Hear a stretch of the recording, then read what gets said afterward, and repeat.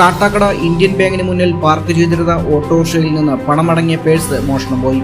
ഇന്ന് ഉച്ചയ്ക്ക് 12:30 സംഭവം നടന്നത്.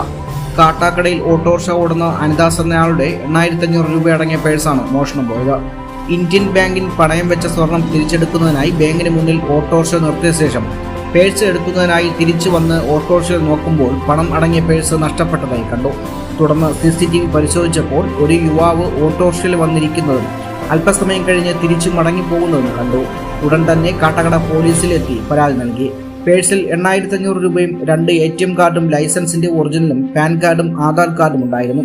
പേഴ്സുമായി യുവാവ് തൊട്ടടുത്തുള്ള സ്റ്റാൻഡിൽ നിന്ന് ഓട്ടോറിക്ഷ വിളിച്ച് മാറനല്ലൂർ ഭാഗത്തേക്ക് പോയതായി വിവരം ലഭിച്ചു. ഇന്ത്യൻ ബാങ്കിൽ വന്നതാണ്. സ്വർണ്ണം വച്ചിരുന്നത് എടുക്കാൻ വേണ്ടി വന്നതാണ്.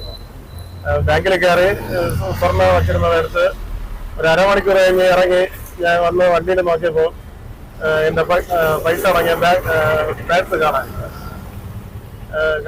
കണ്ടത്.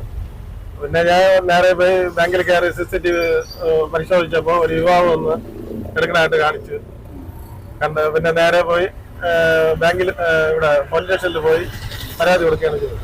8500 രൂപ ഉണ്ടായിരുന്നു. ATM card, license, PAN card, Aadhaar card, തിരിച്ചറിയ കാർഡ് ഉണ്ടായിരുന്നു. ഇങ്ങനെ ഇതുവരെ സംഭവം നടന്നില്ല. 2012 ഓട്ടോ വീട്ടിലുള്ള ഞാൻ സ്കൂളിന്റെ ഫ്രണ്ടിലാണ് ഓടുന്നത്. കാട്ടാണ് നേരെ അനിദാസ്. പോലീസുകാര് ക്യാമറ നോക്കിയിട്ട് പറഞ്ഞു.